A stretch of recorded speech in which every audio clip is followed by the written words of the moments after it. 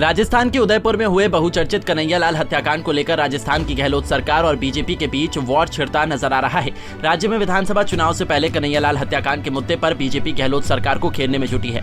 केंद्रीय गृह मंत्री अमित शाह ने शुक्रवार को उदयपुर में दावा किया कि अशोक गहलोत सरकार कन्हैयालाल के हत्यारों को बचाने में लगी है। गृह मंत्री अमित शाह ने आरोप लगाते हुए कहा कि गहलोत सरकार तो कन्हैयालाल के हत्यारों को पकड़ना भी नहीं चाहती थी, आरोपियों को एनआईए ने गिरफ्तार किया था। आइए आपको सुनाते हैं राजस्थान में इस साल होने वाले विधानसभा चुनाव से पहले कन्हैयालाल के हत्यारों को लेकर क्या कुछ बोले गृह मंत्री।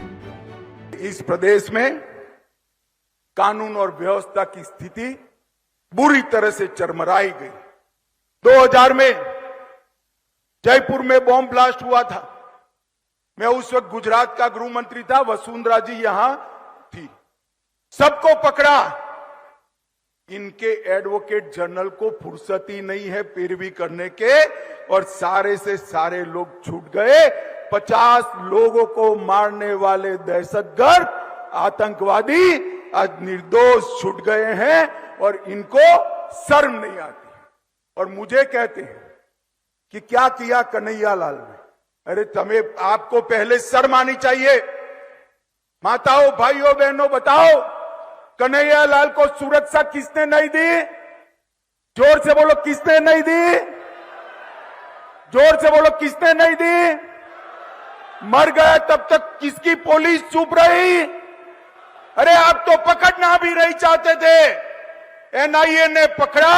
और झूठ मत बोलो गहलोत जी, चार्जशीट नहीं हुई है। मैं डंके की चोट पर कहता हूं, 22 दिसंबर 2022 को चार्जशीट हो चुका है। स्पेशल कोर्ट बनाने का काम आपका है, जिससे जल्द सजा दी जाए। राजस्थान सरकार हाई कोर्ट को भरोसे में लेकर स्पेशल कोर्ट नहीं बनाती है, न तो आज तक कन्हैयालाल के दोषियों को फांसी पर लटका चुके होते। मित्रों, लटका चुके। इनको शर्म आनी चाहिए। ये वोट बैंक की राजनीति करते हैं।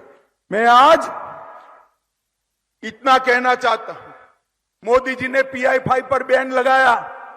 गहलोत जी के राज में कोटा में PFI की रैली निकलती, चित्तौड़गढ़ में रतन सोनी की हत्या होती, करौली में हिंदू त्योहार बंद कर दिए जाते हैं, संघ का पथ संचलन बंद कर दिया गया है, और 300 साल पुराना शिव मंदिर अलवर में ढहा दिया गया। भगवा ध्वज उतारने की हिमाकत ये गहलोत सरकार करती है। मैं आज पूछना चाहता हूं, आजादी के इतने सालों के बाद भी वोट बैंक की लालच में संविधान को साइड पर रखकर जिस प्रकार से बहुमत समाज के साथ अन्याय और अत्याचार हो रहे हैं, मैं आपको कहने आया हूं मित्रों, ये वोट बैंक की राजनीति करने वाले ही कर सकते हैं। Bharatiya Janata party vote bank की राजनीति नहीं करती है। मोदी जी के शासन में जब वसुंधरा जी थी, तब भी यहां आतंकवाद पर लगाम कसने का काम भारतीय जनता पार्टी ने किया है। आपको बता दें कि केंद्र की मोदी सरकार के 9 वर्ष पूरे होने के उपलक्ष्य में आयोजित एक कार्यक्रम में केंद्रीय गृह मंत्री अमित शाह राजस्थान के उदयपुर पहुंचे थे, जहां उन्होंने राज्य की गहलोत सरकार के ऊपर जमकर प्रहार किए। कन्हैयालाल हत्याकांड के मुद्दे को लेकर गृह मंत्री ने गहलोत सरकार पर निशाना साधा। वहीं गृह मंत्री द्वारा लगाए गए आरोपों के बाद राज्य के मुख्यमंत्री अशोक गहलोत ने एक ट्वीट कर बीजेपी पर निशाना साधा। अपने ट्वीट में सीएम अशोक गहलोत ने लिखा कि उम्मीद की जाती है कि जिम्मेदार पदों पर बैठे लोग आतंकवाद जैसे गंभीर मुद्दे पर राजनीति नहीं करेंगे, परंतु आज उदयपुर में केंद्रीय गृह मंत्री ने जो किया वो एक गैर जिम्मेदाराना कार्य है। ट्वीट में आगे अशोक गहलोत ने लिखा है, अमित शाह द्वारा उदयपुर में झूठ बोला गया कि कन्हैयालाल के हत्यारों रियाज अत्तारी और गौस मोहम्मद को एनआईए ने पकड़ा, जबकि सत्य ये है कि इन्हें घटना के महज 4 घंटों में राजस्थान पुलिस ने पकड़ लिया था।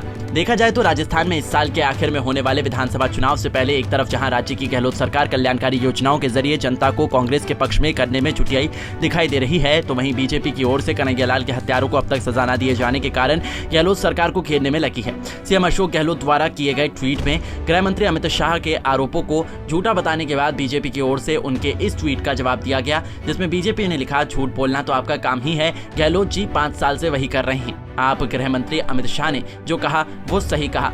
वोट बैंक के कारण आपने कन्हैयालाल को सुरक्षा नहीं दी, उसकी जांच के लिए स्पेशल कोर्ट नहीं बनाया और आरोपियों की गिरफ्तारी एनआईए ने की, इसमें गलत क्या है? राजस्थान में होने वाले विधानसभा चुनाव को लेकर भाजपा और कांग्रेस के बीच कड़ी टक्कर देखी जा रही है। साल के आखिरी महीने में यहाँ चुनाव होने हैं, जिसको लेकर केंद्रीय गृह मंत्री ने दावा किया है कि राजस्थान विधानसभा चुनाव में भारतीय जनता पार्टी जीत के सारे रिकॉर्ड तोड़ने वाली है और फिर 2024 लोकसभा चुनाव में राजस्थान की जनता सारी सीटें भाजपा को देकर मोदी जी को तीसरी बार प्रधानमंत्री बनाएगी। मित्रों, ये भूमि त्याग, बलिदान और भक्ति की भूमि है।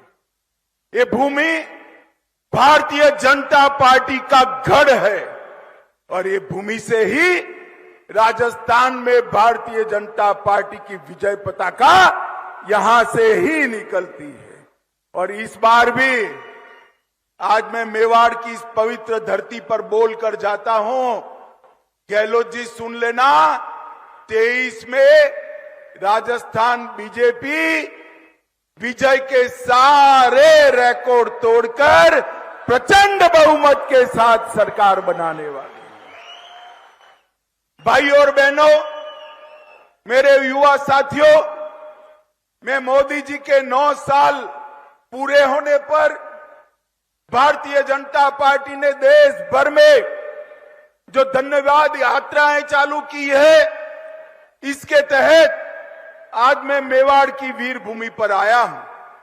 ये मेरा 15वां राज्य है।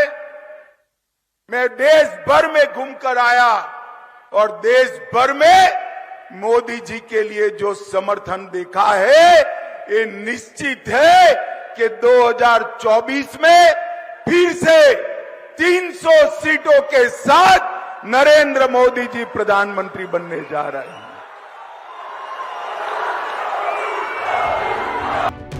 Bureau report, Punjab Kesari TV.